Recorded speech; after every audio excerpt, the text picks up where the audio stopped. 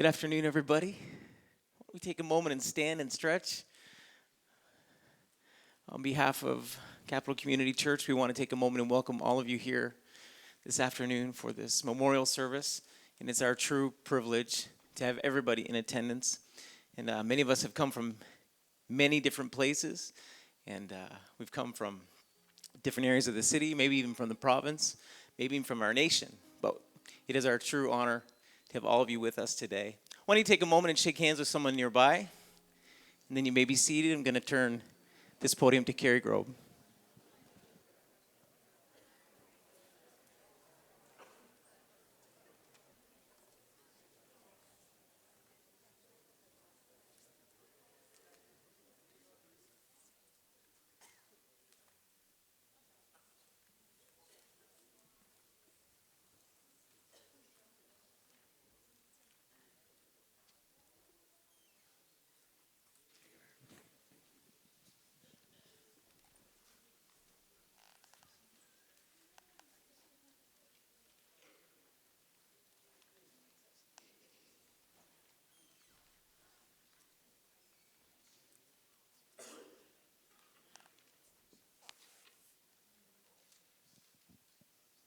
Well, good afternoon, everyone.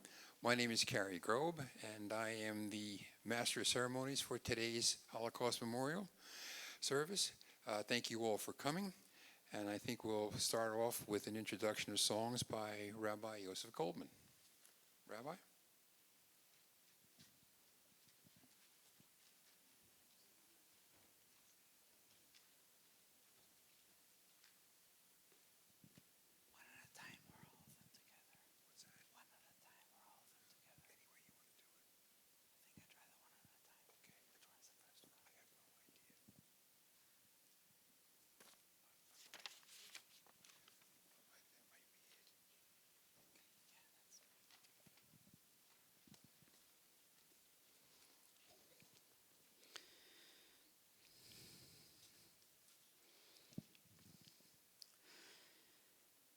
The past few years, we've experienced this amazing occasion with song. It was not my tradition growing up to sing at the Holocaust commemoration service, except for Ani Ma'amin, which is, in fact, the last song that we're going to talk about today. Ani Ma'amin basically says, I believe with complete faith in the coming of the Messiah. And even if he delays, I shall still expect him and pray for his speedily coming, because I believe that Hashem, our God, will bring him when it is time. The first song that we're going to sing today is Hine ma tov u'ma na'im shevet achim gam yachad. Behold, how beautiful it is that brothers and sisters, different communities, people who might consider themselves very different from each other, come together and sit together and sing together and pray together, because that is the most beautiful thing, and that is why God created humanity. Because we are a social animal, and we're not even an animal, but that's the scientific term. These past 6 weeks, there have been people in the world who have tried to say, no, you're not brothers and sisters. You can't be together. You can't celebrate together. You can't pray together. You can't even look at each other without resentments and fear and all kinds of other negative, very negative feelings. King David in his wisdom in Psalms says, Hine ma tov u'ma na'im. Behold, it is beautiful and pleasant and wonderful for people from different walks of life to be together, to sit together, to eat together, to pray together, and to do things together. I asked Pastor Jack last night if I can talk about the hate crimes, and I really don't want to talk about hate crimes specifically, but there are people, like I said, who try to say, don't associate with Muhammad al-Qasimi. Don't associate with Raymond Woodward. Don't associate with Will Vanden Hoonard. Don't associate with Tony Fitzgerald. Don't associate with Leanne Fitch. Don't associate with many, many hundreds of people. I think it may be already thousands, but many hundreds of people in Fredericton that I have come to know in the last 10 years. And all those people that I just mentioned are truly dear friends of mine. In our prayer for the sick, every Shabbat we say close to 300 names. And every Shabbat apologize to my community. Sorry, I just got another 2 names to pray for. And last week we lost somebody that we were praying for such a long time. But on Friday afternoon, we got a request from a young 11-year-old girl in Ireland who has a brain tumor and is now in a coma. And Friday night, a brand new granddaughter of somebody who is Catholic, but he's been attending our services for the last 4 years, told us that her granddaughter was born with a heart murmur and she is in serious danger to her life. So just very quickly, Pittsburgh, Christchurch, New Zealand, Notre Dame Cathedral, Nairobi, Kenya, Sri Lanka, and last but not least, Poway, California. We are here to say we are not afraid. We are here to say we are united. We are here to say that we want to be with each other and celebrate with each other, and we will never let these people scare us again.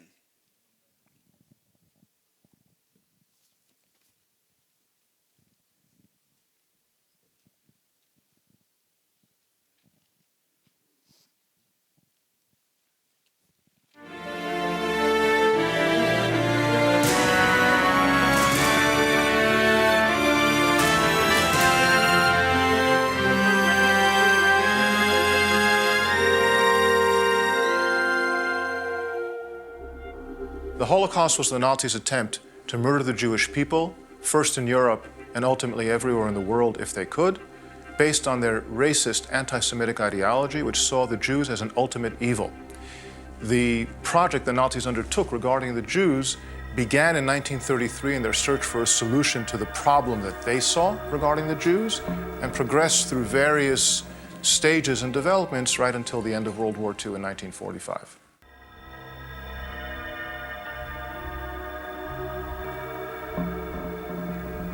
(1933) was a critical turning point in history and in the history of the story of the Holocaust. The Nazis came to power via democratic means and then proceeded to use the machinery of democracy to dismantle democracy and ultimately to pursue those whom they defined as their archenemy and the ultimate evil, and those were the Jewish people. At the time the Nazis came to power, there were approximately 16 to 17 million Jews in the world, of whom there were about 9 million in Europe at the time, and in Germany itself, approximately 500,000 or slightly more than that.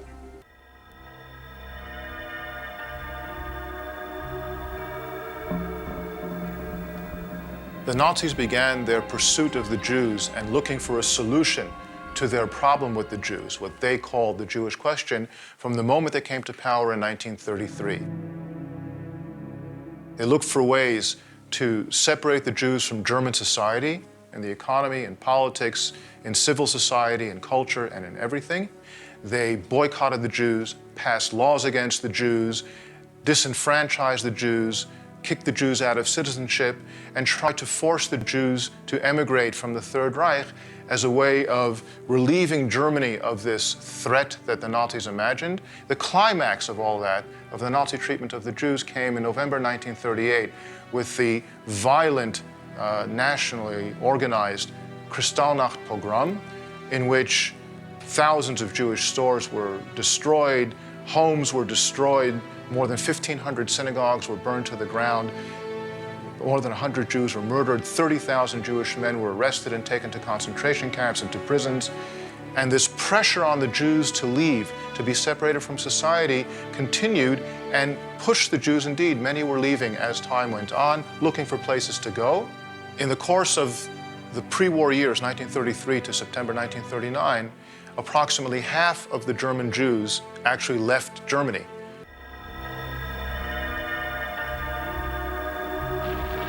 On September 1st, 1939, Germany invaded Poland, and that brought the beginning of World War II. And with the invasion of Poland, they suddenly had in their hands an additional nearly 2 million Jews.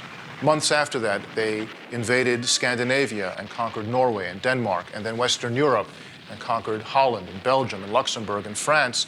And with all of these conquests, by the summer of 1940, Germany found itself now not with a problem of a few 100,000 Jews inside the Third Reich, but with a problem of several million Jews across territories they had conquered in Europe. And they continued their pursuit of some solution to this problem.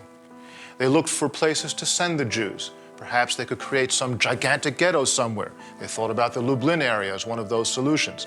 That didn't work. Perhaps they could shove all the Jews into the Soviet Union, but that didn't work either. The Soviet Union was not going to receive millions of Jews simply because Germany wanted to get rid of them.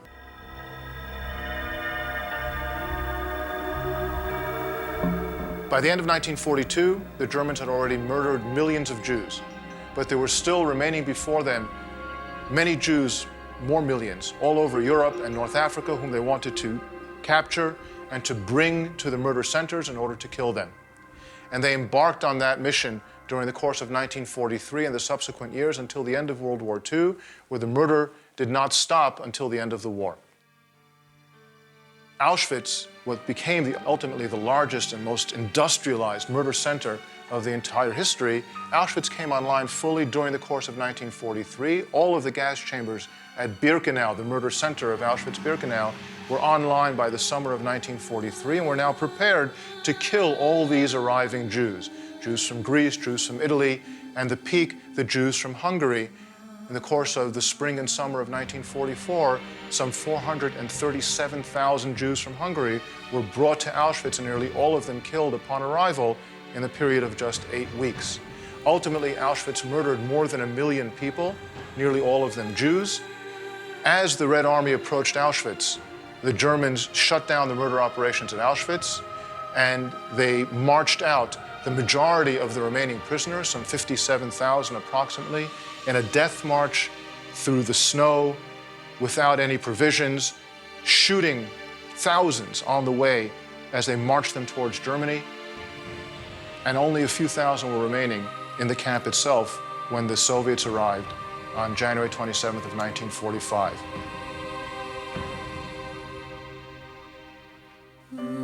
So if we come to sum up the Holocaust, we can say that the Nazis achieved some of their goals, but they did not achieve all of their goals. They murdered 6 million Jews. The Jews have never replenished their numerical numbers. If before the war there were between 16 and 17 million Jews, at the end of World War II there were fewer than 11 million. And today, at the peak of Jewish growth since World War II, there are approximately 13 million Jews in the world. They seriously damaged aspects of Jewish culture in Ladino and Yiddish and other things. They wiped out Jewish communities that have never been reconstituted and have been essentially wiped off the map. In that sense, the Nazis achieved some of their goals, but the Nazis also failed because the Jewish people are still here. The Jewish people did not win World War II. The Jewish people survived World War II. But in that survival lies the Nazi failure.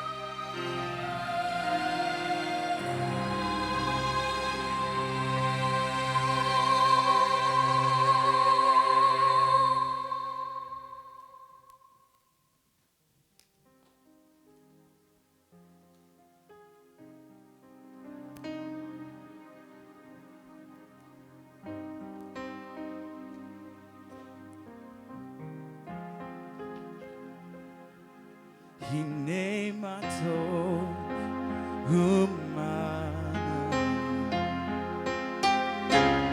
שבדאים גם יחד הנה מה טוב ומה נעים שבט אחים גם יחד הנה מה טוב הנה מה טוב, la la la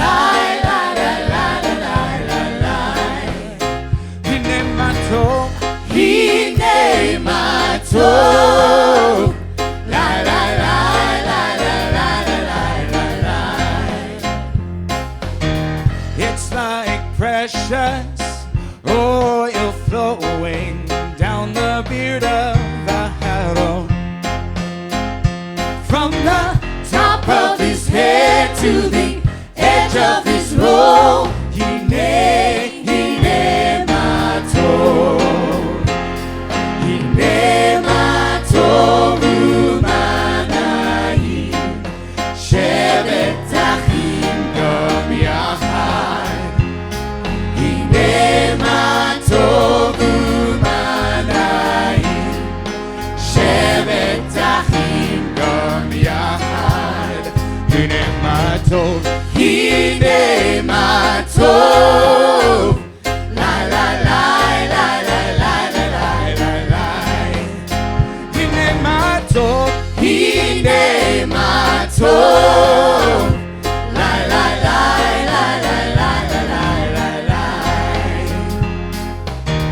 It's like the dew of Hermon descending upon the mountain of Zion.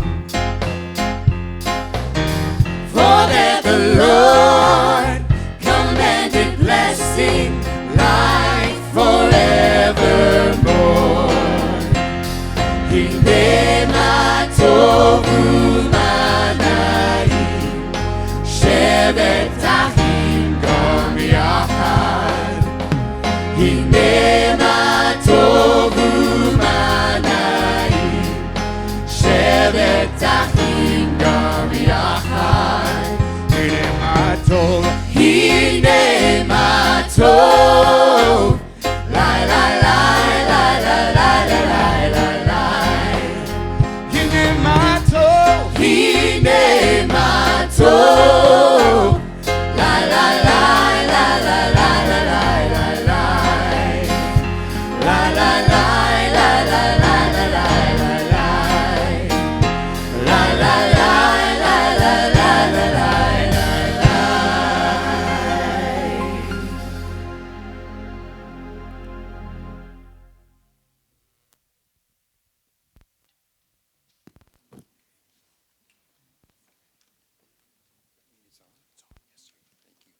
Thank you very much, CCC Chorale. We look forward to hearing other renditions of Hebrew songs later on in the this afternoon.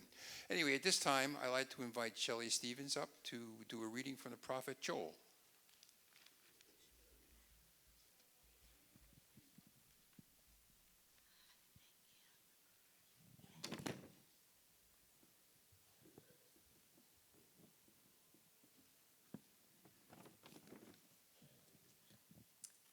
I'm Shelley Stevens. I'm going to read Joel chapter 1 in Hebrew, and then I will read the English.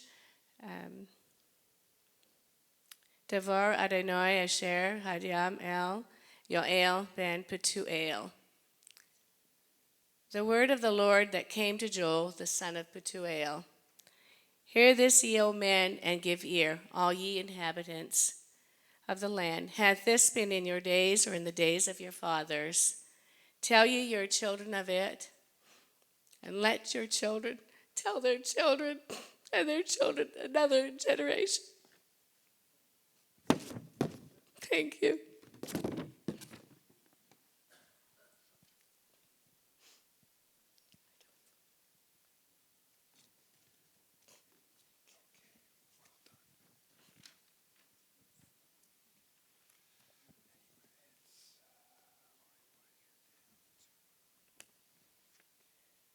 Okay, thank you, Shelley.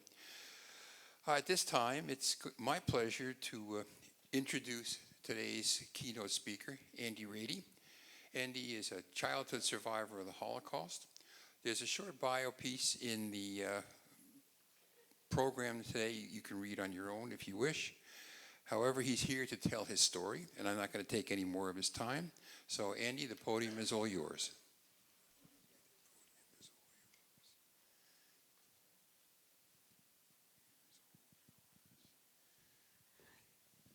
Thank you.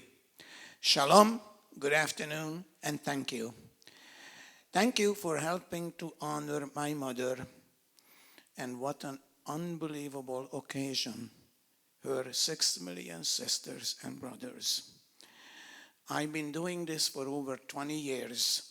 I am considered a Holocaust educator, but I have never been to an incredible venue like this. I have never had the privilege of celebrating Yom HaShoah, Holocaust remembrance, together with such an incredible and wide-ranging audience.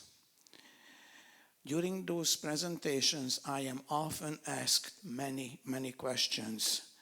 One of them was courage, and you had just witnessed it. She just lost her husband. What an incredible, incredible courage it is.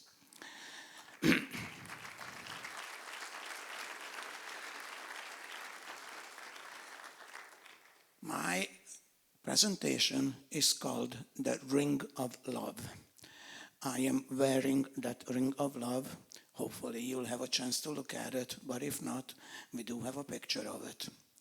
This is an eyewitness to history, an artifact, a true survival of the atrocities. Now, as I mentioned, I have been doing this for over 20 years, and I cannot get over my incredible, incredible impression of you wonderful people who have been doing this for so many years together with the Jewish community. And I understand that previously you had some of the speakers that I consider to be my friends. That included Faye Libman, Ellie Gotts, and a lot of others. These survivors have one thing and one thing in common. In fact, every survivor has something in common. One is their incredible courage and will to survive and to live. And the other one is that they all talked about the constant hunger. My story is called The Ring of Love.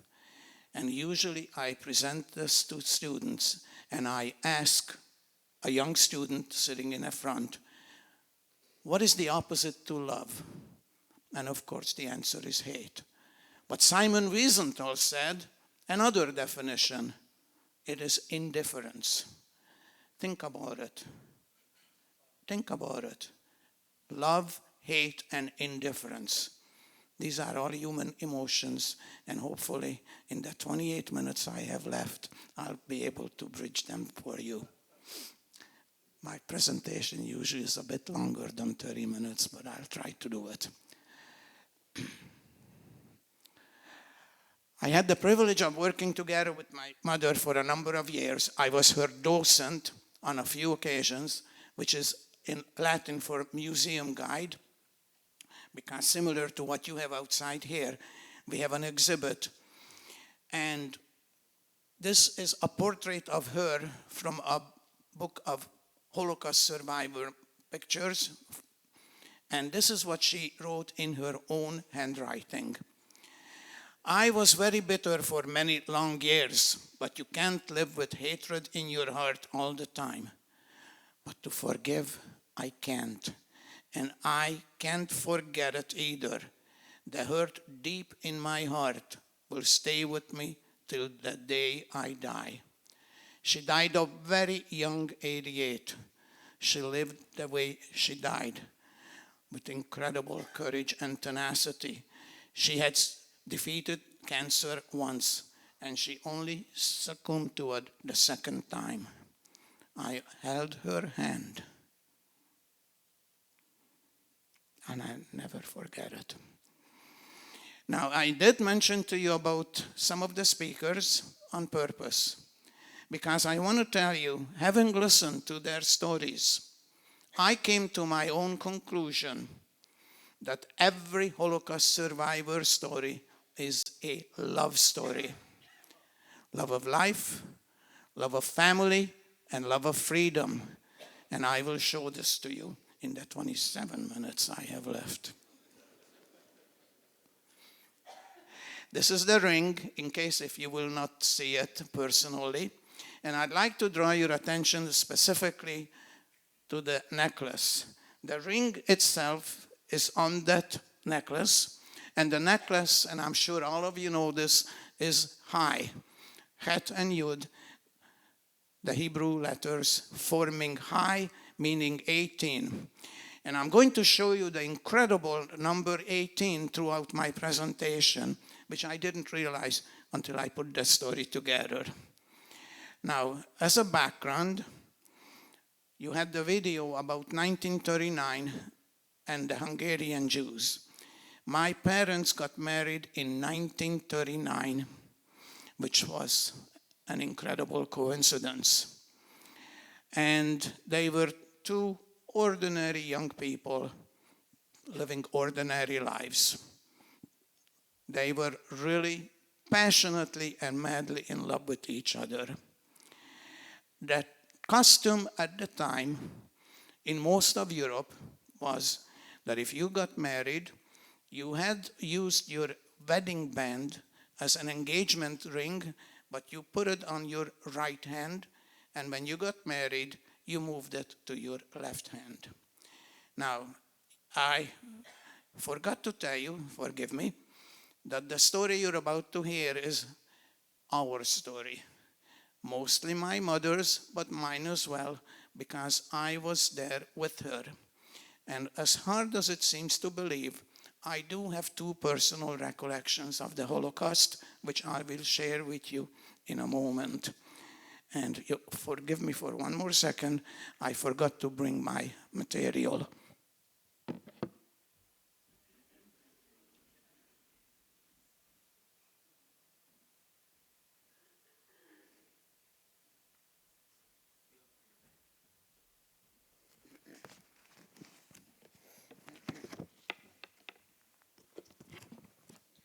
I was sitting on the left and this was on the right. So they got married in 1939. Yes, just not this, just that. Thank you. Technical difficulties. And the wedding ring was used. As I said, it was the custom at the time. But even if they wanted to, they couldn't afford fancy diamond rings because they were really, really dirt poor. And my mother was an incredible woman, an extraordinary woman who was blessed with a number of abilities. She wrote a book titled An Ordinary Woman in Extraordinary Times, used at York University in Toronto for 10 years as text. I can tell you my incredible honor and privilege that while she was still alive, I was able to write a sequel to it called The Son of an Extraordinary Woman.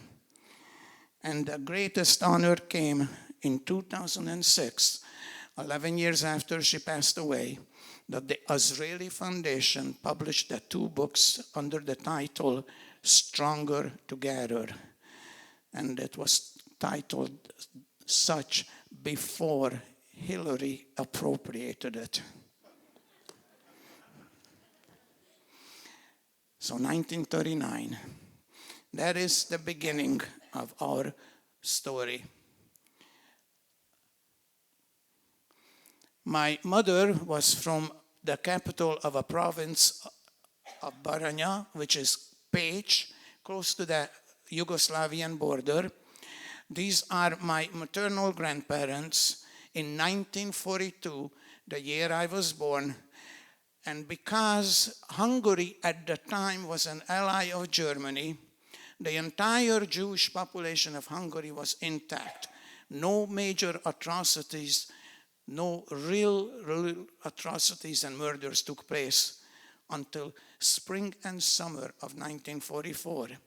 And yet, between 1944 and 1945, proportionately, numerically, as the documentary mentioned, 450,000 Jews were murdered, which is more than the combined territories before them.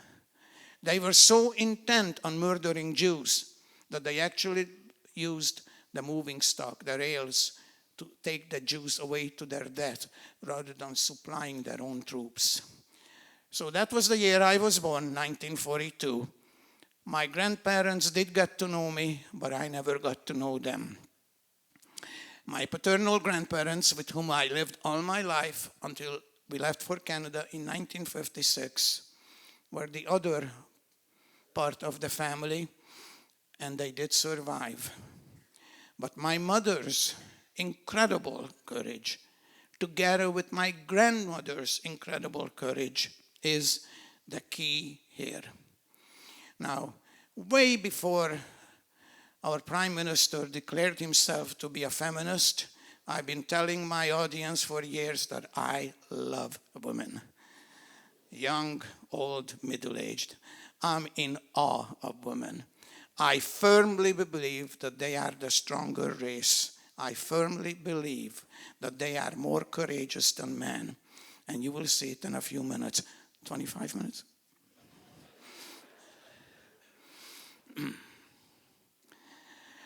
Age 31, 5'10", second generation swimming instructor.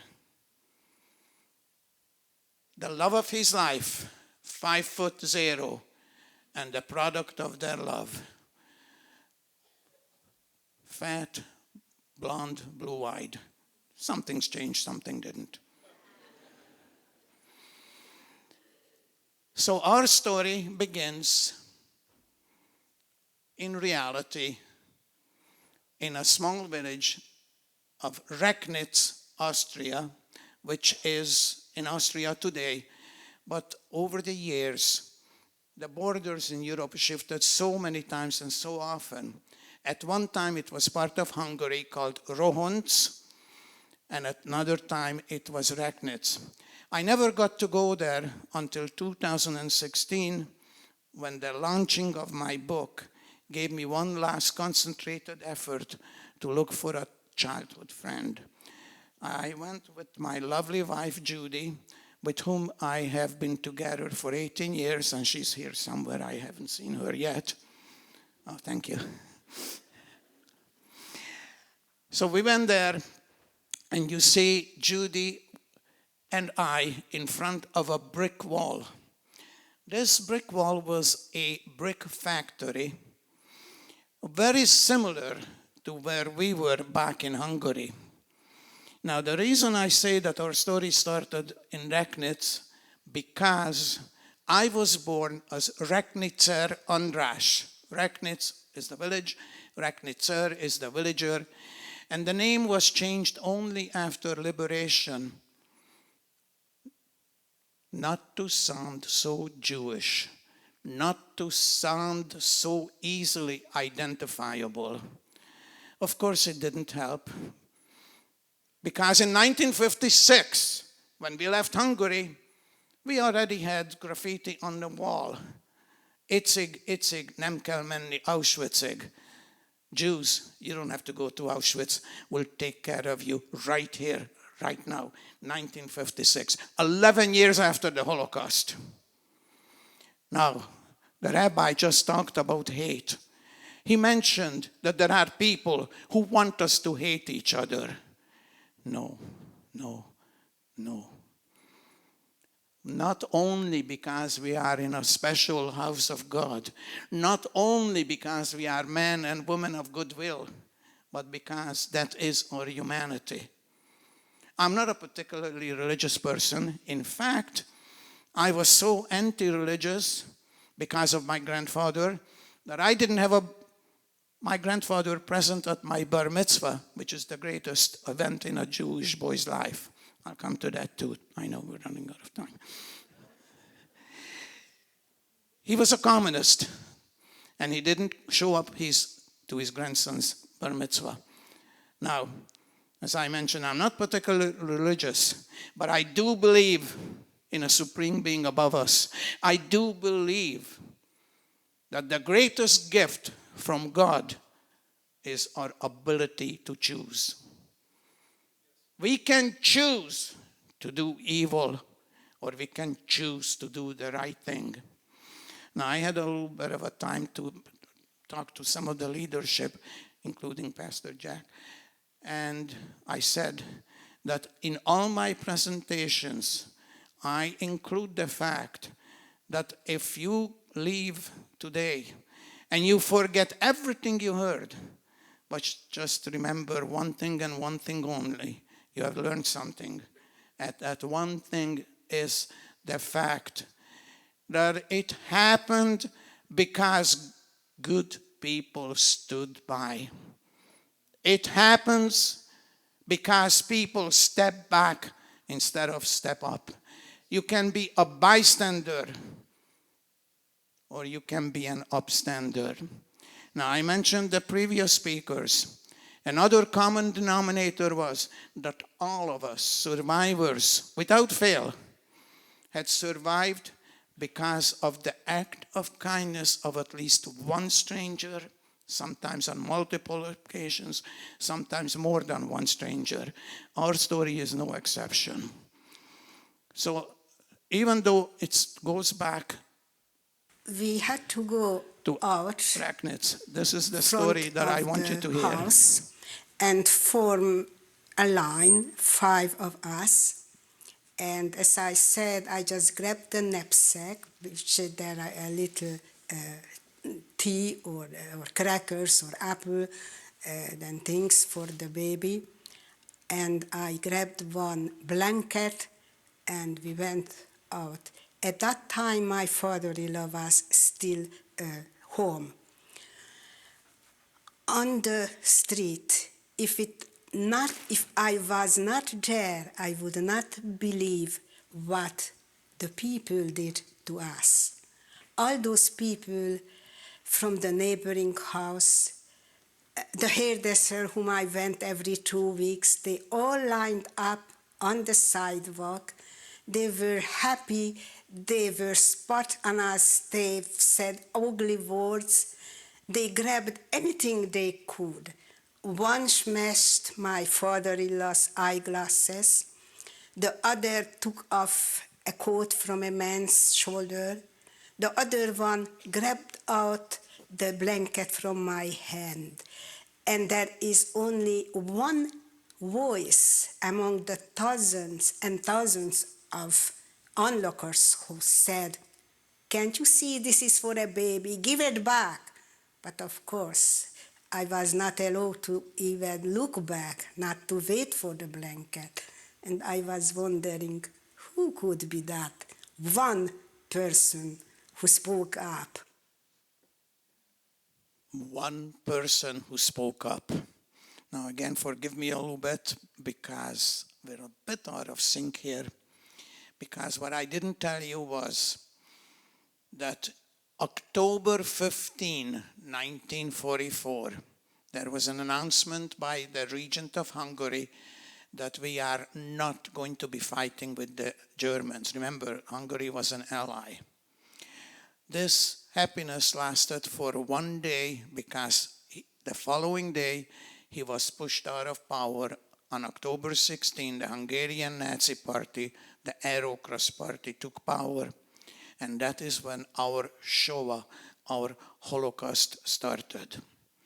By that time, both my father and grandfather were taken away to a forced labor battalion of the Hungarian army. They were not allowed to carry weapons. They were only allowed to wear partial uniforms, and they were made to do menial tasks, digging ditches, kitchen duty, etc., but no weapons. So there were only the 3 of us back home, and this was the apartment that we lived in. No? Oops. Okay. If those of you who have been to Europe, you can imagine it, or you have seen it. The courtyard is open, it's an open atrium, and all the apartment buildings go around it. So our apartment was the very first one that if you came into the building. So we had a knock on the door, and we were given 5 minutes to pack up. Only thing take with you that you can carry. And this is when my mother's incredible prescience and foresight came in. She had to carry the baby, me, and she asked my grandmother, no matter what happens, to follow us. Now you can imagine, because it's human nature, to live in a neighborhood that you're comfortable with. We lived in the heart of the Jewish neighborhood. Every apartment building had a majority of Jewish population, up to 70-75%. So we were rounded up, and in no time at all, hundreds, thousands of people were made to march down the street. In about 20 minutes, a procession was halted. An order was given that every piece of valuable that you had to be handed over. It was a blanket on the ground. My mother was so in love with this wonderful man that you had just seen that at the risk of her life and my life decided not to hand over her ring. And usually I look at young people, so I'm going to choose a very young lady. Where would you hide that ring if you had a baby in your hand and you were to hide it? Maybe in his diaper. You read my book. That's exactly where the ring was hidden, in the diaper. Now, in a lot of customs, in a lot of folklore, a lot of custom, it is said that if you touch poo-poo, caca, manure, it brings you good luck. So I'm going to show you that this ring had brought us its share of good luck. But indeed, that's what happened. We were robbed. And then, after we were robbed, we were forced to go on, and we had no idea where. The weather in Hungary is very similar to what we have here in Canada. And October is damp, rainy, miserable. We were taken to an open-air racetrack, and thousands of people were made to fill the open-air infield. No food, no water, no facilities. This was on October 16. We were there October 17, October 18, 3 o'clock in the morning, the light comes on, and the announcement says, you can go home. But before we got that far, one of the many miracles happened. One of the many miracles that shows that humanity can be found anywhere and everywhere. Now, I'm particularly pleased that the chief of police is here, because I had the privilege of talking to some police officers over the years, and I make sure that we understand that a policeman has a duty to obey orders, but the policeman also has a duty to be a human being.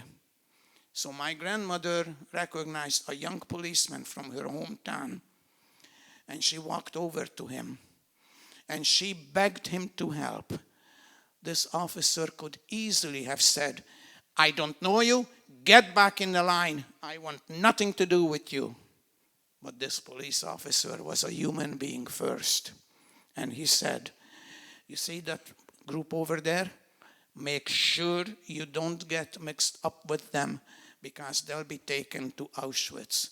And by that time, we knew what Auschwitz was. So we avoided the first selection. And we made it to October 18, 3 o'clock in the morning. As we are leaving, with our backs turned, people on either side of us were murdered because they had a machine gun. But somehow we managed to stay alive. So what happens? Well, we go home. Our freedom was only 2 days when we are rounded up again. Excuse me. Same process. We rounded up and taken this time to a brick factory where we are separated, and after that we're taken to the ghetto of Budapest. Now, in every country there were many ghettos, including Budapest. There were a number of different homes that were designated as ghettos. We were taken to number 9 Acacia Street. What's half of 18? 9. We're still alive. We're okay. We happened to be taken to an apartment building identical to where we lived, designed for 300 people. Well over 2,000 were crowded in there. We were assigned a 2-room apartment. That's 2 rooms only. The facilities were down the hallway, common washroom. And we had 27 people crowded into this small space. Out of the 27, 7 were children, all under the age of 7. My mother was together with her best friend and the 2 mothers. I only found out recently that actually her husband and my father were together in the same labor battalion. But her best friend had a little baby who's 6 months older than I was. And we were in the ghetto together. Now, I mentioned to you that I have 2 personal recollections. And one of them is that my little friend Katie was with me because the 2 mothers were able to commandeer a fold-out Chesterfield. The 2 mothers were on the outside. The 2 babies were between the 2 mothers, touching feet to feet. And my little friend Katie had the coldest feet in the universe. I remember it. My dear wife has a cold feet. And to this day, if she even comes near me, I jump. Human nature, it's in me. And she loves putting her cold feet against me. So this is my first recollection of the ghetto. The other one is sadly also missing, but when we get lemons, we make lemonade. We can go back. I have a feeling that it's missing altogether. Okay, it doesn't really matter. Okay, thank you. I felt it. Oh, okay, it's there. Sorry. Thank you. Okay, there is my little friend Katie. And we lost touch with each other. But in 2016, I went back, one last attempt to find her. And lo and behold, I find her. She's still curly-haired, blonde, and blue-eyed. And I got to tell you, because I say this to every audience, our revenge on the Nazis is that we became grandfathers and grandmothers. So when I went back to meet my long-lost childhood friend, from then on, 2016, every email and every Skype messages, this is your cold-footed friend here. But that is what happened. So the other memory is of our liberation. Would anybody like to guess on what day in January we were liberated? January 18. And this is my recollection. But it is written with my mother's own words. So I'm going to read it to you because, forgive me, my memory is not even close to as what my mother's is. She wrote a poem called Hunger, but she wrote it about me. Mommy, please give me a little piece of bread. I am hungry, very hungry. Just this little, Mommy. My 2-year-old puts his 2 tiny fingers together, showing me just how little he wanted. Tomorrow, my son, tomorrow, maybe the war will be over and you will have all the bread you want. Hush, hush, little one, go to sleep. Don't cry. Mommy will hold you and sing you a lullaby. The next day comes and goes. but no food, only hopes. Hopes that tomorrow we could be free. The following morning, indeed, we hear noises, different voices. We all rush to the courtyard, and there he is, a Russian soldier who just liberated us. I beg him with sign language, with tears running down my cheek, please give me some bread. My baby is starving to death. The soldier reaches into his pocket and puts a roll in my hand. As I give it to my child, he looks at it with wide, unbelieving eyes, then laughing and crying and jumping with joy, he bites into the beautiful white roll.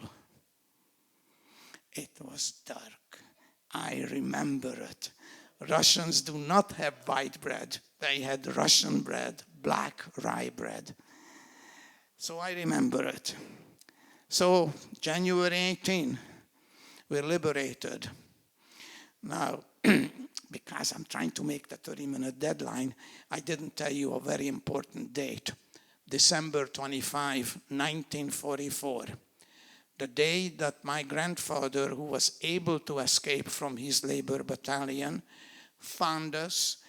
He found his way into the ghetto, which was a great relief to all of us, causing one problem, one more mouth to feed. So on January 18, 1945, we were lucky.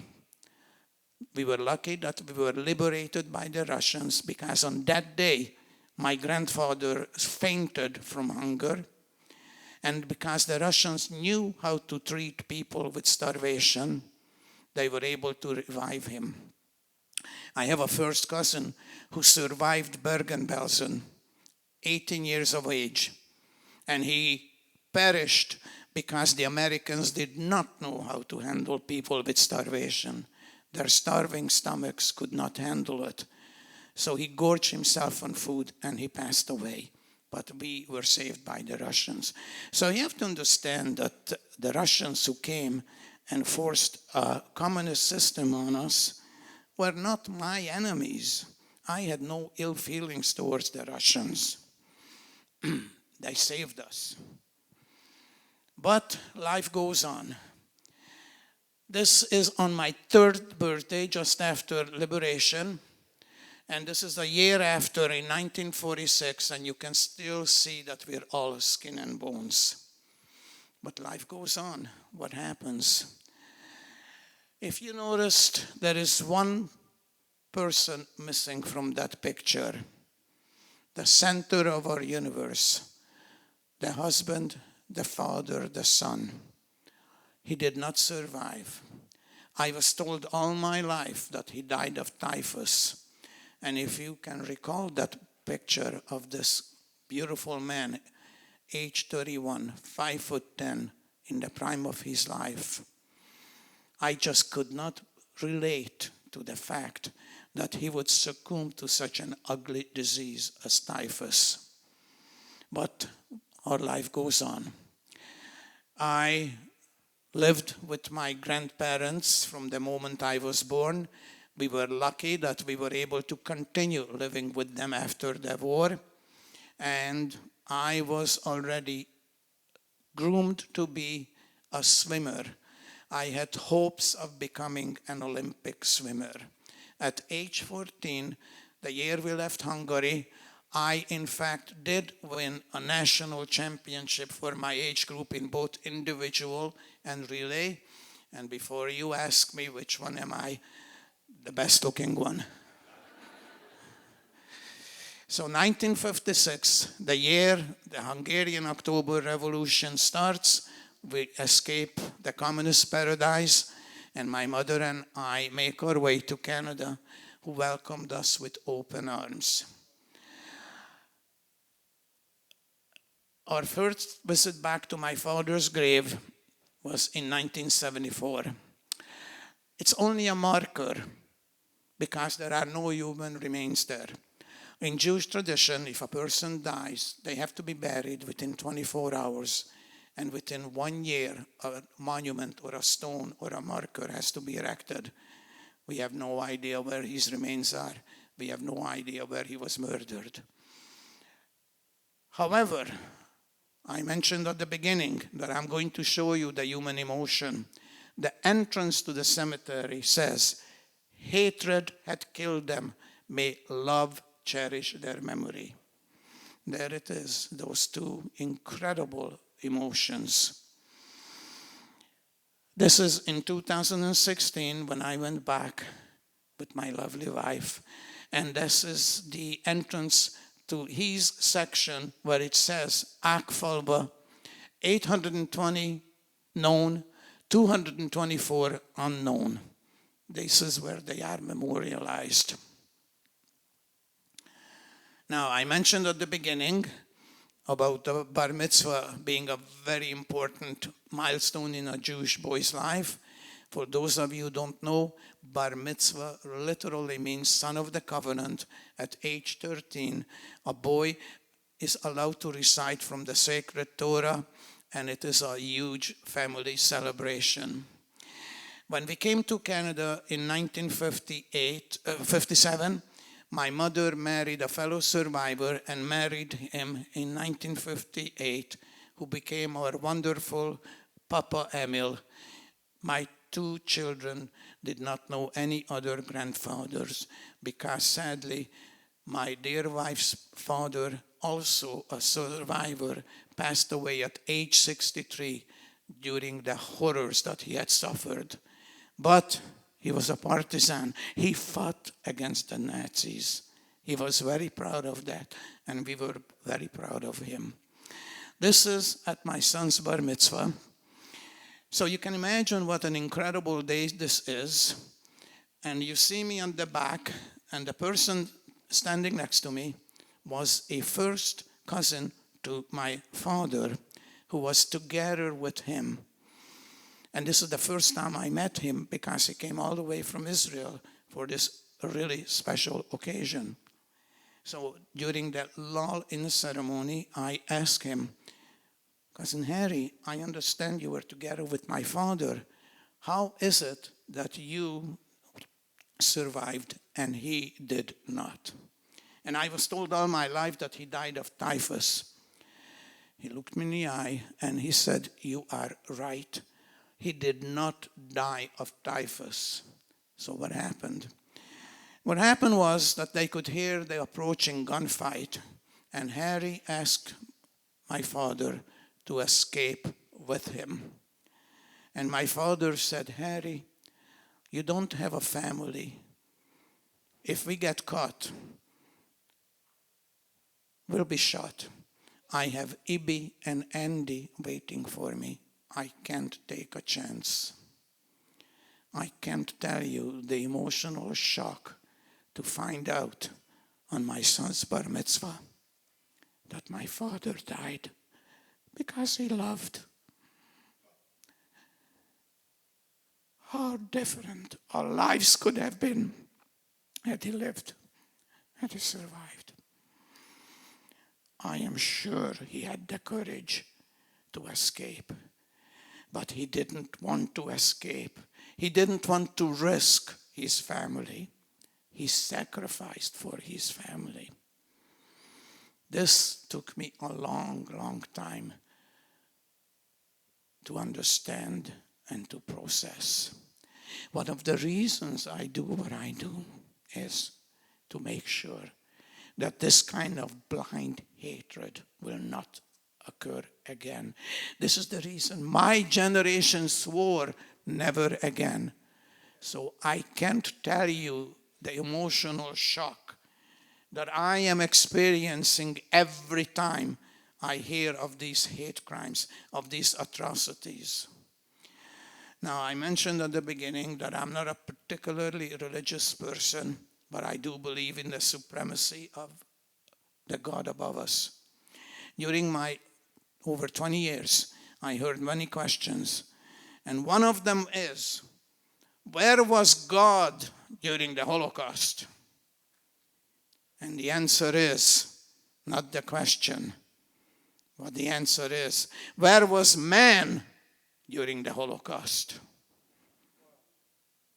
So for me, what I'm doing, it's getting a little bit more difficult year after year, but I'll hope to do it for a few more years, along with another undertaking. Now, this is the picture that got back to us. It was found in his wallet. We have no idea how it got back to us. So you can imagine my extreme pleasure that the publishers chose to put that on the picture of the book. But not too many people can make this statement. I am a biker because of my mother and the Holocaust.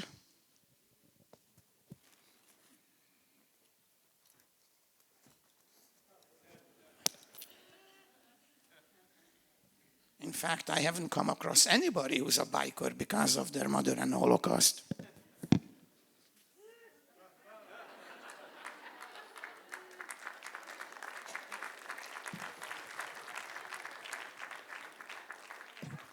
How am I now? This always gets the kids going, at least their attention. I'm a biker because of my mother and the Holocaust and her incredible pedagogy and motherly instinct. This is a birthday gift for my 8th birthday. But on my 6th birthday, she allowed me to go on a full-size motorcycle in a small amusement park. Now, usually she has an incredible memory, and she did not remember that she allowed me to go on a motorcycle. So you can imagine, when at age 60, as an engagement gift to my bride-to-be, I bought a brand new motorcycle. So when she found out that I bought a motorcycle, she goes like this. 2 minutes. When she comes up, she says, how can you do such a bad thing to me? I said, I'm not dead yet. But I did buy a motorcycle. My lovely bride rode with me for 5 years until I put her in the ditch once too often. But nevertheless, this is where the ring of love comes in. In 2005, which was the year my dear mother passed away, I joined a Jewish motorcycle club, Yaus, Yidden on Wheels. And we had our first ever Ride to Remember, and the caption says, we ride to remember so that world will not forget. When I had the horrible task of cleaning out my mother's apartment, I came across the necklace with the ring on it, and I decided to make it into a showpiece that I only wear on Holocaust education presentations, weddings, bar mitzvahs, and sadly, lately, more and more funerals. And because it's a large ring, it did not fit under the glove. So I had no choice but to put it inside my vest. And there is a saying that there are only 2 kinds of motorcycle riders. One who's already gone down and kissed the ground, and one who's about to. Well, let me tell you, when you hit the ditch at 60, something happens. Either you or the bike or both, but not this time, because I had the ring of love next to my heart. Now, would you all please stand up for a minute?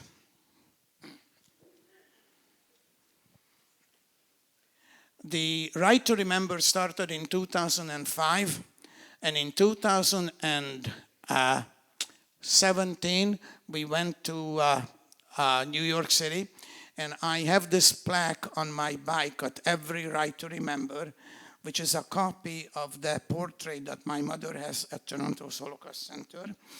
We also had a fully ordained rabbi. This Hillel's angel looking dude is a fully ordained rabbi.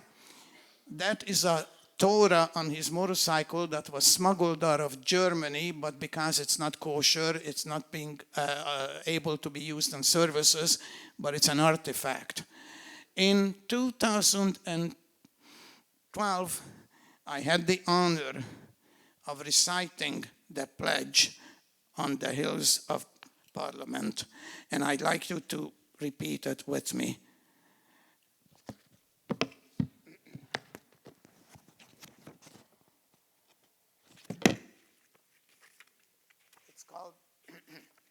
It's called the pledge.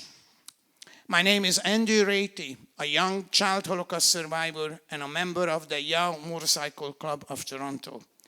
Less than 70 years ago, the world of 6 million Jewish people, including my own father, came to an end that is so evil that the only word that can describe it is Holocaust. I stand before you as a witness and a free man to tell all, never again. Never again to any and all genocides. Never again to racial hatred. Never again to a second Holocaust. Please take this pledge with me. We pledge to speak up against hatred and racism. We pledge to remember. Please put your hand over your heart and say, we pledge never again. Thank you.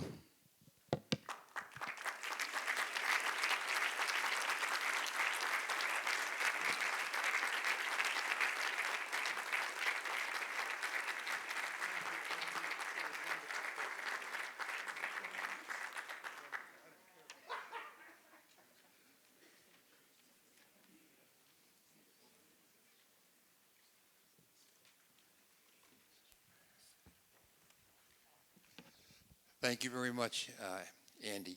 When I introduced you, I said that it's your time to tell your story, and you did a magnificent job. You're one of the best storytellers that I've heard personally. I think everyone else will agree with me.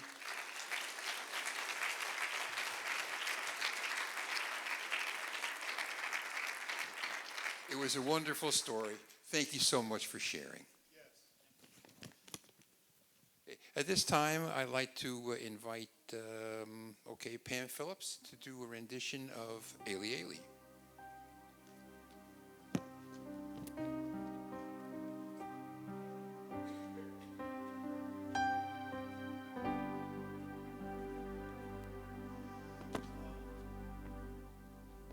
Can't tell you how amazing it is to me that Hannah Senesh, the woman who wrote this poem, looks like 2 drops of water, like a twin sister to Andy's mother.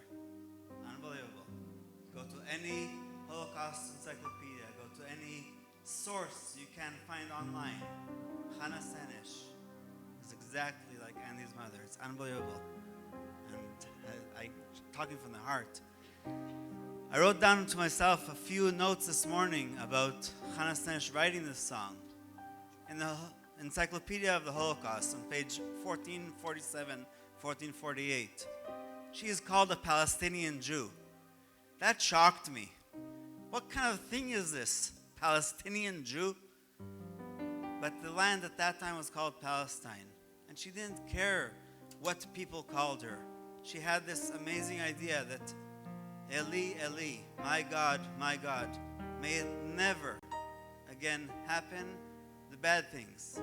May it always happen only the good things. The sound of the sea, the sand, the prayer of man.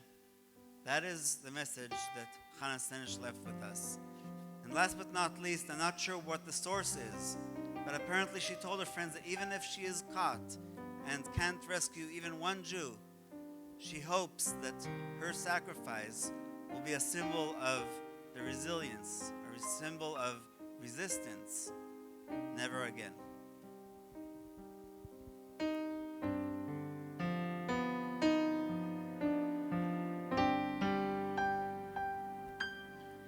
Eli, Eli,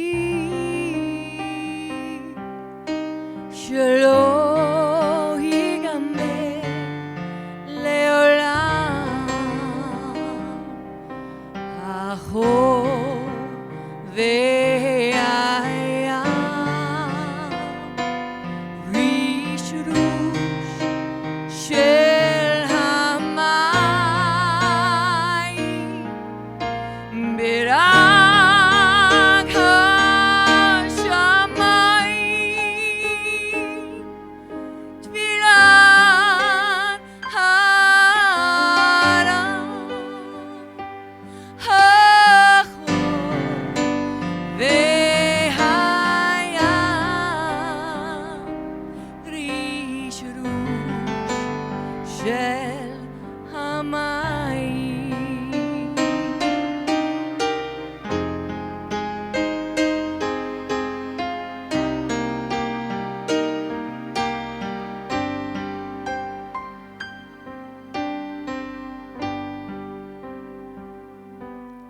Eli, Eli, שלא ייגמר אלוהים החור והים רשרוש של המים ברק השמיים תפילת הרם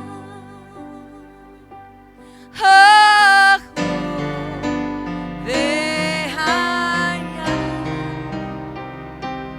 רשרוש של המים ברק השמיים תפילת הרם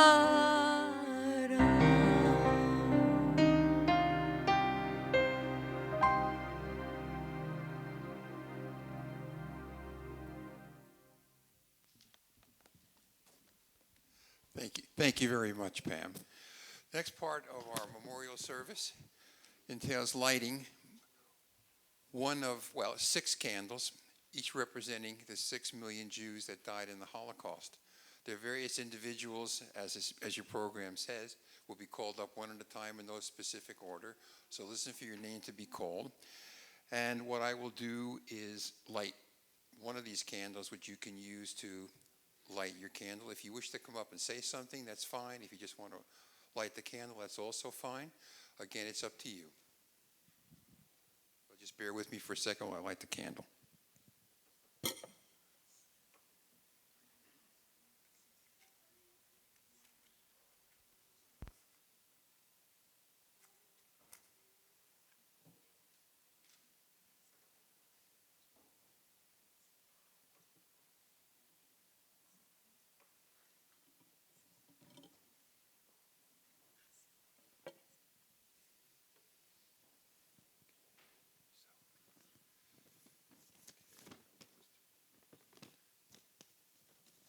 I'd like to invite Andy to come up and light the first candle, please.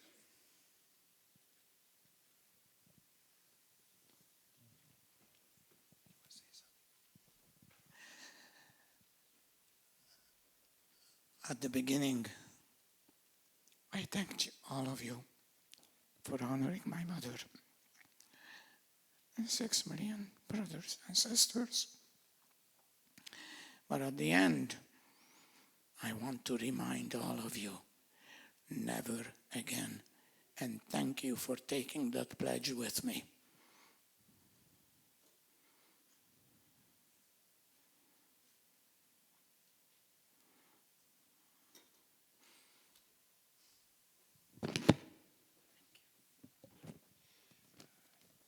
Next person I'm going to call upon is Raymond Woodward. Yeah. Raymond Wood Sr. Raymond is going to light one of the candles on behalf of the righteous Gentiles who helped the Jews during the Holocaust.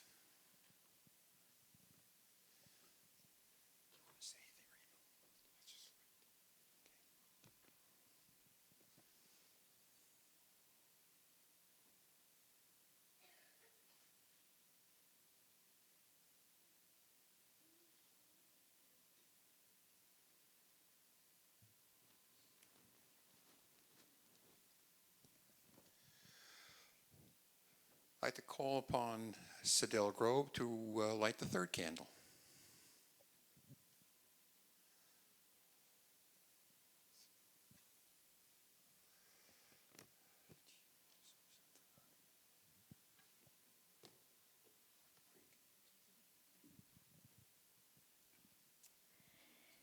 The Nazis and their collaborators killed upwards of 1.5 million to 2 million children. Approximately 1.5 million children were Jews, but there were other children as well. Children from other ethnicities, from other countries, children killed in political reprisals. Czechoslovakia, the Soviet Union, Poland, France, Romani children, thousands of Romani children, and children who were confined to institutions for the mentally and physically for the mentally and physically deficient in institutions throughout Nazi-occupied Europe. And so I light this candle and I dedicate it to these children, and with reflection on the vast number of their progeny who were never born, I am pleased to light this candle. Thank you. Okay, I'm going to ask Dave Besner to come up and light the fourth candle, and Dave will be lighting this as a representative of the Canadian servicemen and women who lost their lives in the war.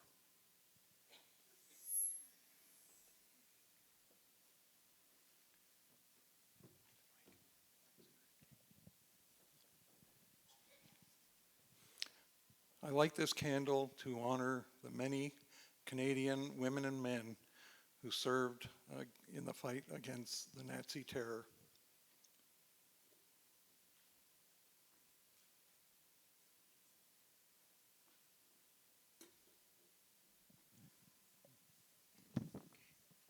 Thanks, Dave. Go ahead and invite Pam Phillips from the Capital Community Church to come up and light the fifth candle, please.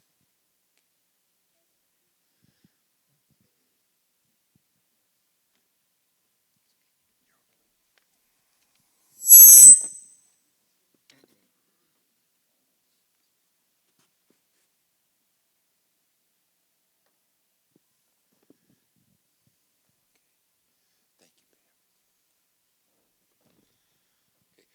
Okay. The sixth candle, I'd like to invite Lou Budovich, who's a member of our Jewish community. Lou?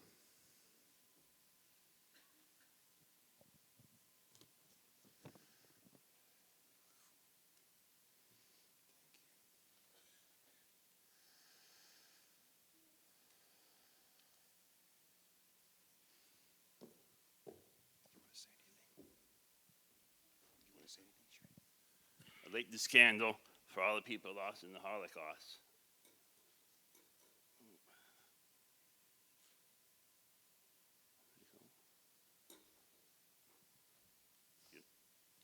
Thank you.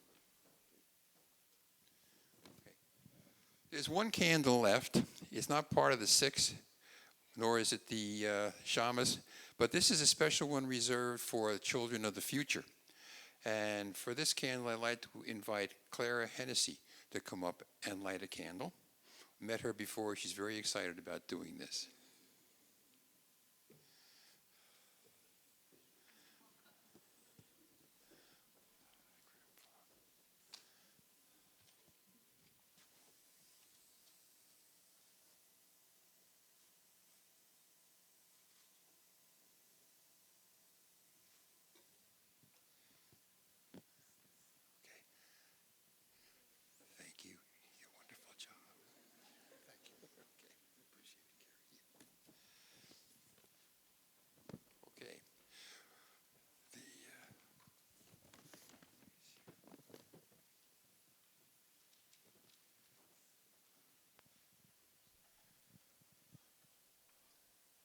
Rabbi, did you want to come up and say something about the next piece being presented by the chorale?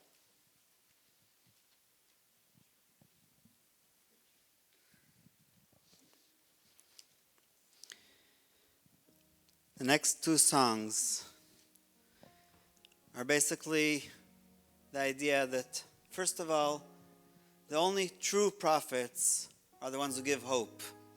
It's so easy for us to say a couple now. You know, the river is flooding, there's so much hatred, everybody's killing everybody. It's very easy to say, oh, the world is doomed, it's going to a miserable end, and that's it. But the true prophets are those who actually prophesy hope. Those who actually prophesy never again. Those who actually say, yes, it does look horrible outside, but it's just a speed bump. It's just to slow us down to reflect on what we can do to make this world a better place. The words of the Reformed Jewish movement is Tikkun Olam. Let us make this world a tiny bit better than it was when we came into this world. Ani Ma'amin was not written by a prophet. It was written by Maimonides close to 1,000 years ago. He was the doctor, the official doctor for the Egyptian king until he made Aliyah, until he ascended to the land of Israel, which was at that time very desolate, and nobody could see the hope, nobody could see the growth, nobody could see that there will be a day when life will be thriving. The largest Jewish community in the world is now living in Israel, including my 3 children, my 37 nephews and nieces, my great niece, which I am, can't believe I'm that old. My grandmother is 93, she celebrated last week. She now has 57 grandchildren, 50. It's hard to count. Sorry. Ani Ma'amin means I believe. I believe with complete faith that the Messiah will come. And even though, like I said, we have a lot of speed bumps, that's all they are. We should not turn them into mountains. We should not say we can't do this. Last but not least, Hashivenu was written by probably the most miserable seen or read prophet of all times, Jeremiah. Jeremiah wasn't a bullfrog, as the song says. Maybe he is, but I don't. But Jeremiah was always upset, always saying, why did you make me do this? Why did you tell me to tell the people that the temple will be destroyed, that their wives will be raped, that their children will be enslaved in other nations?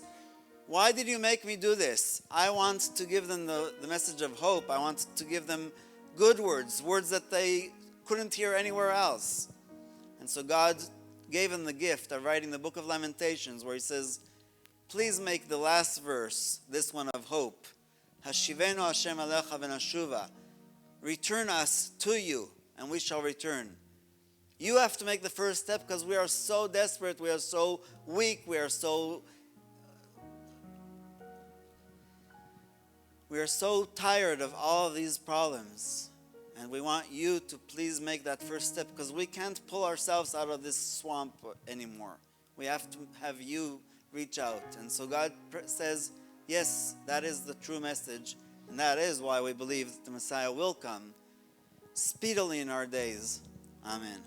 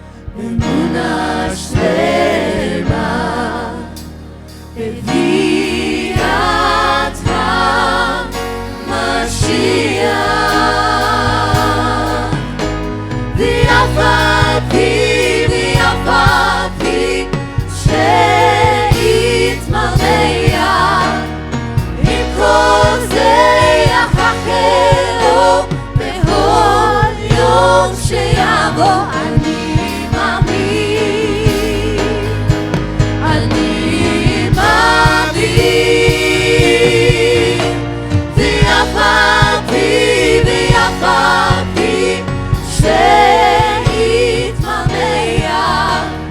עם כל זה אחכה לו לכל יום שיבוא. אני מאמין,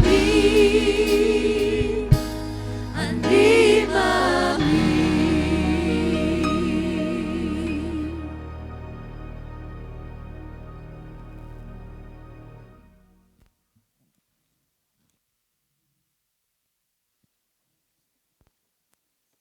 Okay, at this time, I'd like to invite Imbal Lev and Matthew Woodward to do Psalm 23. Read it.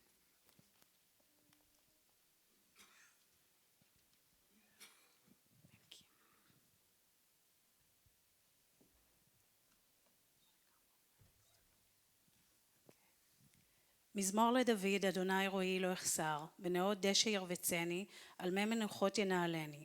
נפשי ישובב, יניחי במעגלי צדק למען שמו.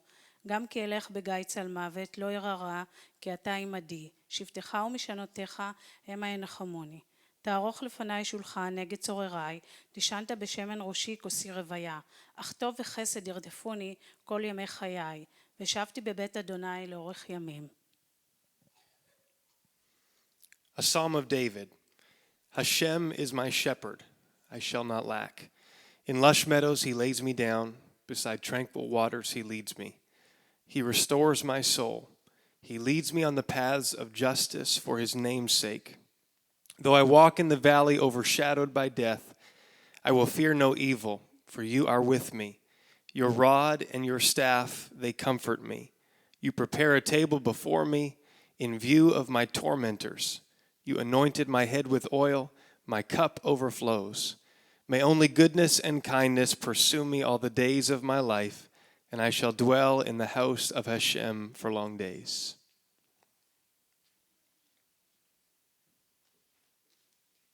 Okay, thank you very much. Yeah. Okay, I'd now like to ask Rabbi Goldman to come up and recite the Kale Eli Rachamim Memorial Prayer, and he will be followed by Dr. Israel Unger, who will recite the Mourner's Kaddish Prayer.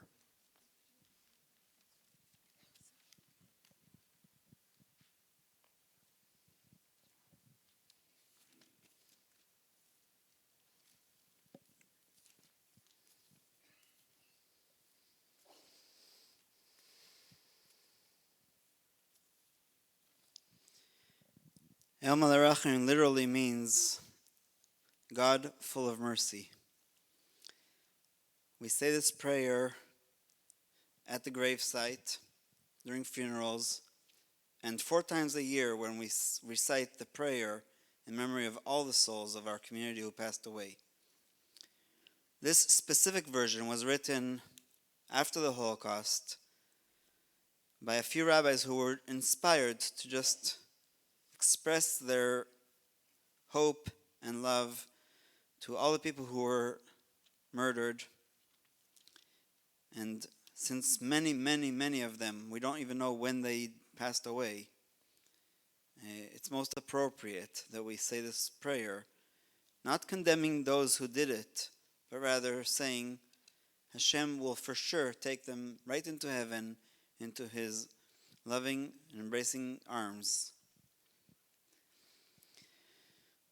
אל מלא רחמים, דיין אלמנות אבי יתומים, אל נא תחשב תתאפק, לדם ישראל שנשפך כמים, המצא מנוחה נכונה על כנפי השכינה, במעלות קדושים וטהורים כזוהר כרם מזהירים ומאירים, לנשמותיהם של רבבות אלפי ישראל, אנשים, נשים, ילדים וילדות, שנהרגו ונשחטו ושנשרפו חיים, ושנקברו חיים על ידי הצוררים הגרמנים יימח שמם וזכרם ועוזריהם.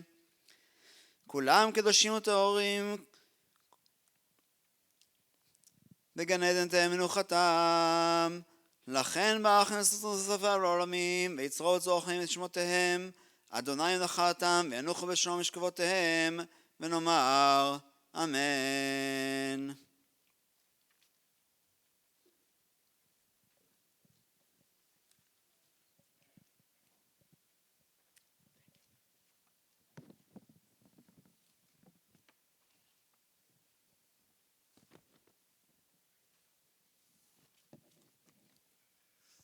The Mourner's Kaddish is one of the central and most frequently recited prayers in the Jewish liturgy.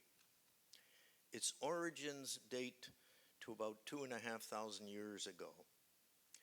Interestingly, the Kaddish is in Aramaic, not in Hebrew. And while it unambiguously denotes mourning, there is no mention of death or the deceased.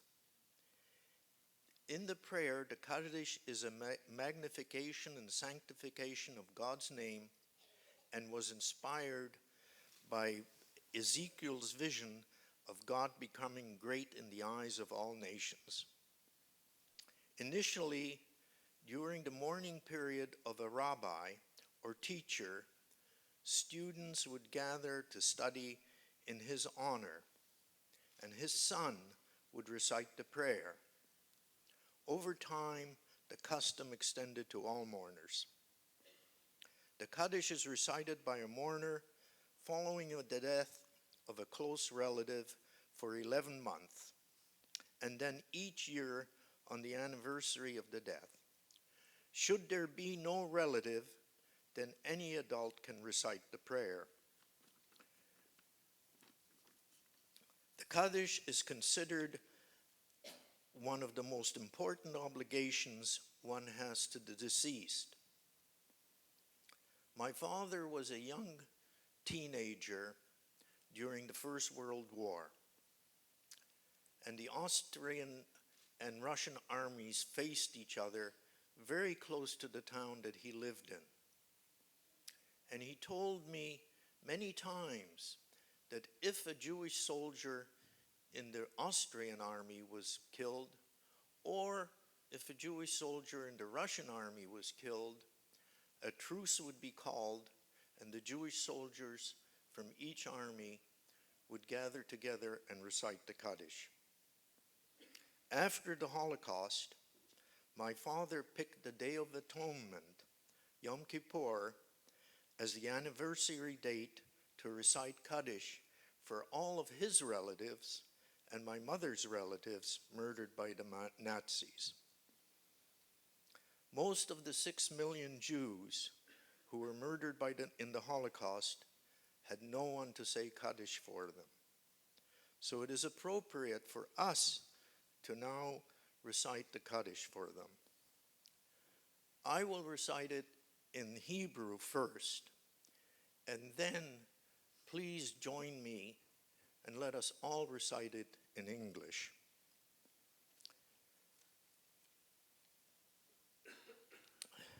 Yitkadal v'yitkadash shemei Rabbo, v'yalma divrei chutei v'yamlich malchutei, v'hayechoin v'yoymechoin v'haye dechol Beit Yisrael, v'gola v'zman kuriv v'imru Amen. Yehei shmei Rabba mevorach le'olam ul'olmei olmaya. Yitbarach v'yishtabach v'yitpuar v'yitromam v'yitnaseh v'yithadar v'yithalel v'yithalal. Shemei dekidsha bericha le'elu min kol b'chata v'shirata tishbachata v'nechemata. Damiram be'olmu v'imru Amen. Yehei shlom rabba min shemayim v'haim uleinu v'al kol Yisrael v'imru Amen. Oisei shalom b'imromav hu yaseh shalom uleinu v'al kol Yisrael v'imru Amen. The Jewish tradition is that when the Kaddish is recited, we stand.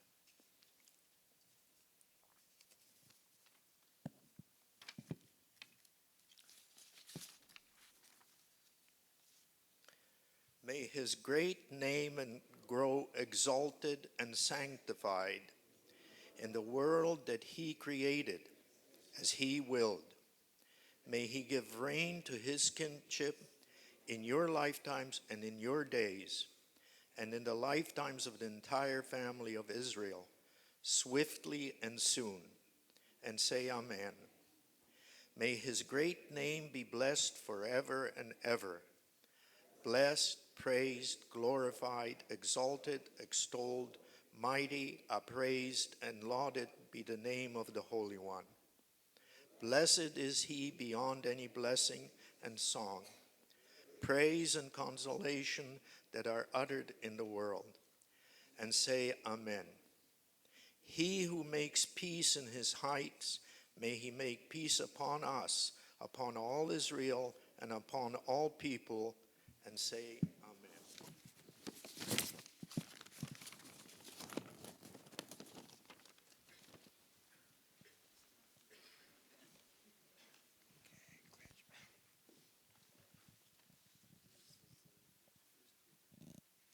Okay, at this point, we'd like to have the Triple C Chorale come out for their final presentation for the afternoon, the singing of Hashivenu.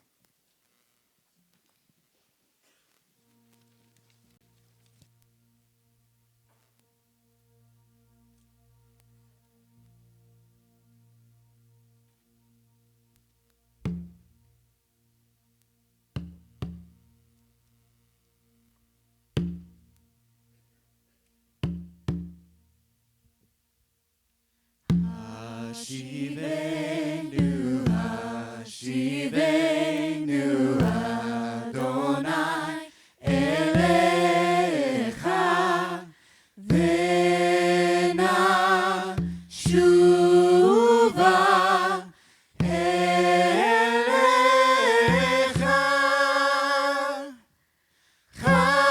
Chadesh, Chadesh, Yamenu kekedem.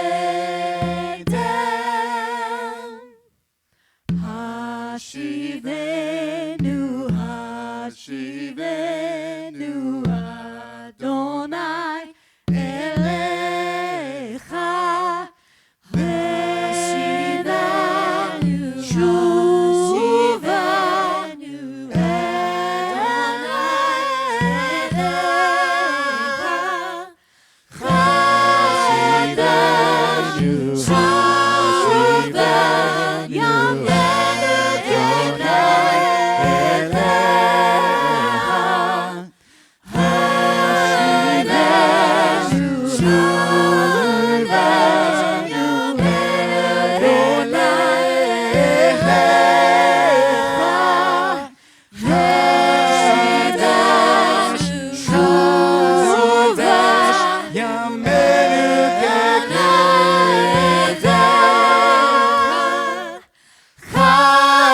Chadesh, Chadesh, Yamenu kekedem.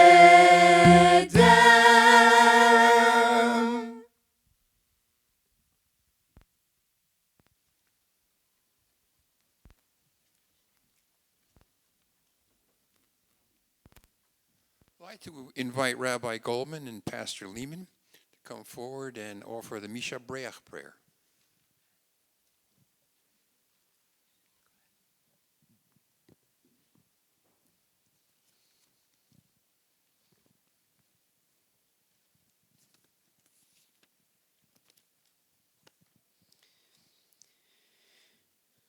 מי שבאחותינו אברהם, יצחק ויעקב, הוא יברך את כל הקהל הקדוש הזה עם כל קהילות הקודש, הם ונשיהם ובני ובנותיהם בכל אשר להם, ומי שמייחדים את הכנסיות לתפילה, ומי שבאים מתוכן להתפלל, ומי שנותנים לו ואין לקידוש להבדלה, ופת לאורחים וצדקה לעניים, וכל מי שעוסקים בצורכי ציבור באמונה, הקדוש ברוך הוא ישלם שכרם, ויסיר מהם כל מחלה, וירפא לכל גופם ויסלח לכל עוונם, וישלח בך וצרח ומעשה אדם, עם כל ישראל לכם, ונאמר אמן. Thank you, Rabbi. May he who blessed our forefathers, Abraham, Isaac, and Jacob, bless every holy congregation, the men, women, sons, daughters, and all that is theirs. May he bless those who dedicate houses of worship for prayer and those who enter them to pray. those who give lamps of illumination, wine for Kiddush and Havdalah, bread for guests, charity for the poor, and all who faithfully work for the needs of the community. May the Almighty reward them and remove from them all afflictions.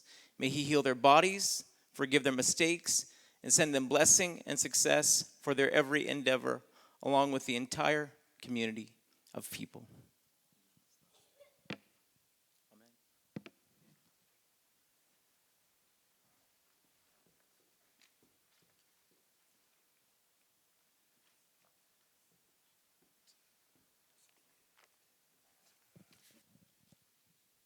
All right, to conclude this afternoon's memorial service, I'd like to invite Pastor Raymond Woodward to make some closing remarks.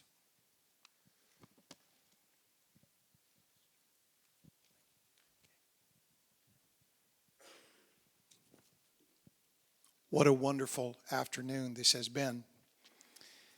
It was King Solomon who said, "It is better for us to go into the house of mourning than the house of feasting."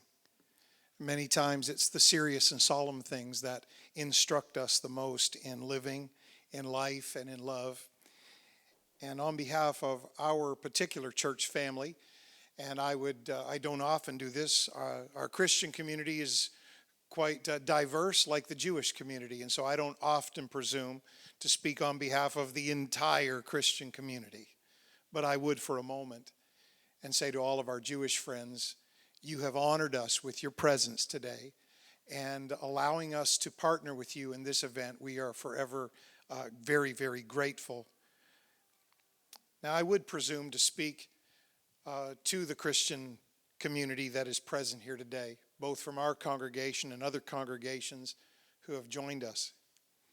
We believe as Christians that what we do should be based on the Scripture. And in Genesis chapter 12 and verse 3, God spoke to Abraham and said, "I will bless them that bless thee, and curse him that curseth thee, and in thee shall all nations of the earth be blessed." God has promised, and we believe that those who bless the nation of Israel, God blesses that person or that nation. We owe an eternal debt of gratitude to the wonderful Jewish people, not only for all the contributions in science and medicine and in other facets of society, not only for those great things, but as Christians, we need to remember that the nation of Israel actually gave birth to the Christian faith. It was a rabbi from Nazareth that you might have heard of who once said, Jesus said, "Salvation is of the Jews." The Jewish people gave us the Holy Scripture. They gave us the prophets and the patriarchs. For all of you Christians that are gathered, Mary and Joseph and Jesus Christ of Nazareth, they were Jewish people. The 12 disciples, what we call the 12 apostles, Jewish people. It is not possible to say, I am a Christian and not love the Jewish people. We stand united. We stand together. Jesus considered the Jewish people his family. He said, "Inasmuch as you have done it unto the least of these, my brethren," the Jewish people, "you have done it unto me." And finally, in Psalm chapter 122 and verse 6, the Bible instructs all of us to pray for the peace of Jerusalem. They shall prosper that love thee. We stand here today united in our support of our local Jewish community, of the Atlantic Jewish community, and of our brothers and sisters in the Jewish faith all around the world, and particularly in Israel. We support Israel because all other nations were created by an act of men, but Israel was created by an act of God. We stand united, we stand in solidarity, and we stand as one. I have a couple of housekeeping things, and then we'll be dismissed. First of all, there is a wonderful reception that has been prepared immediately outside. You just go out into the lobby on your way through, and if you can hang out and visit and make some new friends and meet some new friends, what a wonderful end to an already wonderful afternoon that would be. For all of you men that are here, if you would remember to leave your yarmulke in the collection bins that are out there, that would help our city from being shocked that suddenly the Jewish community has multiplied, although that wouldn't be a bad thing, but just so you remember.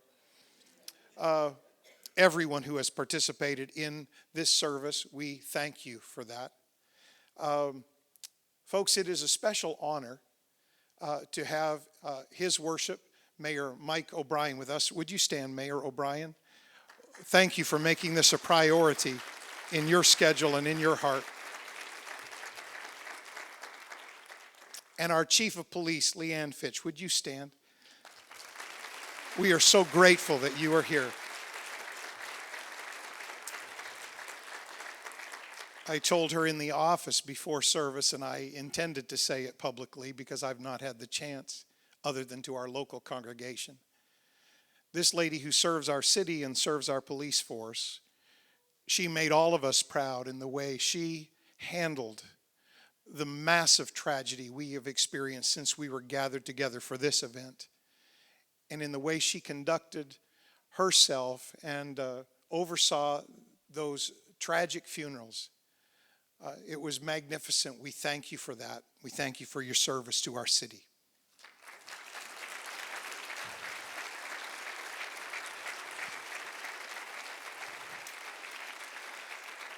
Of course, our dear friend, Dr. Israel Unger, who was the initial phone call that started this wonderful partnership a few years back. We're so grateful to have you here. Rabbi Goldman, always a pleasure and an honor to have you in our building, and to do this event with you is a true delight. And my new friend, Andy, who I had the privilege of sitting beside this afternoon. What an incredible story you told us today. All the more meaningful because it's so meaningful to you. Thank you for being here.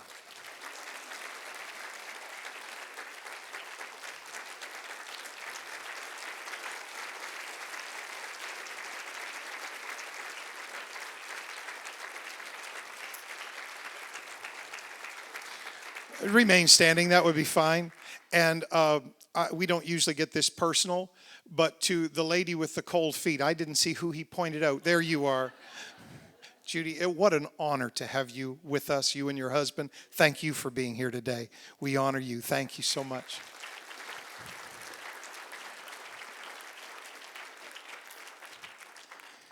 And so in conclusion, we would just say one word, a beautiful word, a powerful word. We often think that it means peace. It means more than that, actually. It actually has a significance of wholeness. Would you turn to your neighbor and say, Shalom? It's a hello, it's a goodbye, it's kind of a blessing, it's a greeting. Thank you for being with us today. Please stick around, enjoy some food, enjoy our reception, and meet some wonderful new friends. What a blessing it has been to be here today. God bless you all.